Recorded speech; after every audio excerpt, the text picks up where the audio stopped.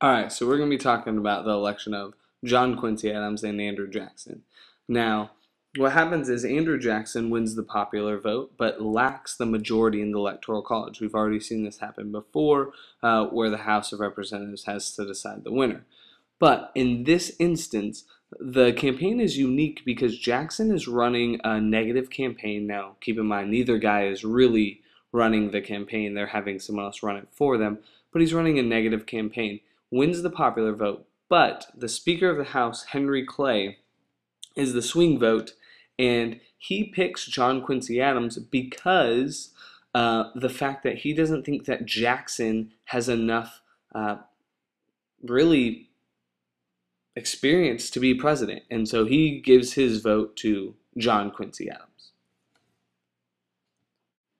All right, and because of Jackson's loss and Henry Clay's win, the people are mad, and so they leave the Jacksonian Party and join the Democratic Republican Party, which we've seen before. This is the party that is the anti-federalist in the beginning, which is today's Democratic Party. So you're going to see, and all the people in this party are trying to slander John Quincy Adams because they felt that he did not run a fair and honest election, and they make cahoots with Henry Clay.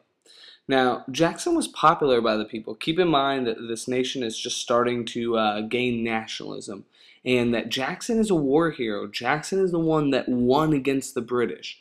He has the nickname Old Hickory, and it turns out that when he's finally elected 1828, thousands turn out to see him be inaugurated as president.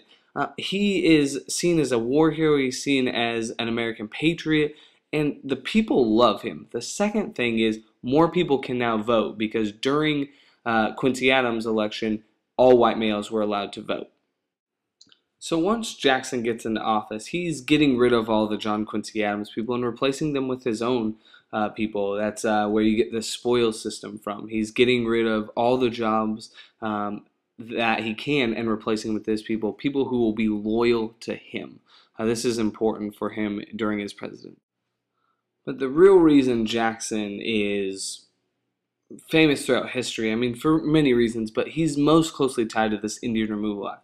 Keep in mind, he fights Indians at the Battle of Fallen Timbers, and he just has this strong distaste, dislike for Indians. During his presidency, he wants to move the Indians out of areas that white settlers want to be and into this Oklahoma uncharted territory. He moves the Cherokee, Chickasaw, Choctaw, Creek, Seminole, and other tribes. He moves them, uproots them, and relocates them. The crazy thing is that the Indians fight back just unsuccessfully. So the main Indians you're going to see that fight back are going to be the Cherokee Indians, and they're actually going to fight back not with armies, but in the actual court system.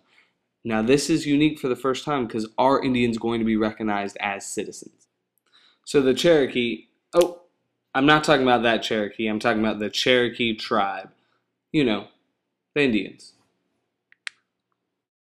Yeah, these guys, the real Cherokee. So the real Cherokee are going to fight this, and they want to go to the Supreme Court system and fight this. And what happens is they get a ruling that says they are not a nation. They are not recognized as a state, and they're not recognized as a sovereign nation in the United States. So the Cherokee have to come back with Plan B, and Plan B is go. And this guy is Samuel Austin Worcester, and he knows his rights, and the Cherokees knows that his rights as a U.S. citizen can't be denied. Now, he's already been jailed for teaching Indians, and they ask him to represent them in the Supreme Court. So Worcester versus Georgia is about Worcester sticking up for the Cherokee rights, and they are finally recognized as an independent nation. And the Supreme Court actually rules, Chief Justice John Marshall actually rules that the Indians' lands cannot be infringed upon, that it is their right, it's their land. Now, Jackson, being president, says, okay, you've made the law, now let's see you enforce it. Keep in mind, Congress makes laws, the executive branch and the presidency enforce it. Without an army, the Supreme Court can't do anything.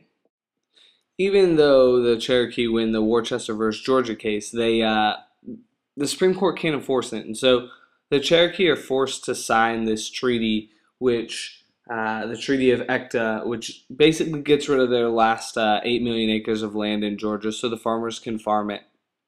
And it's this mass exodus of the Cherokee out of Georgia into this Oklahoma territory. And this is what we know today as the Trail of Tears. And you can see it's hard on the Indians. It's going to be winter. They're going to be forced to move. They're going to walk long distances on this trail. They're going to be treated harshly, some of it by boat, but mostly by foot.